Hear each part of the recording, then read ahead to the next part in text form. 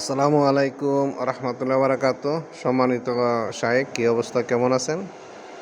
আশা করি আলহামদুলিল্লাহ আল্লাহ সুবহানাহু ওয়া তাআলার অশেষ রহমতে ভালো আছেন। তো আল্লাহ আমারও ভালো রাখছে।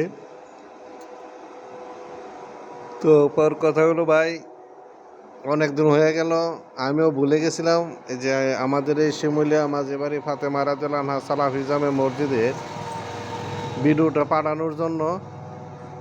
তো যাই হোক, আপনার কাছে তো আগে মনে হয় পাঠানো হয় নাই, তো নতুন করে আবার পাঠাইতেছি। আমাদের দিনী ভাই, সদ হৃদয়বান ব্যক্তি যারা আছে, একটু দানবীর যারা আছে, তাদের কাছে একটু শেয়ার করবেন।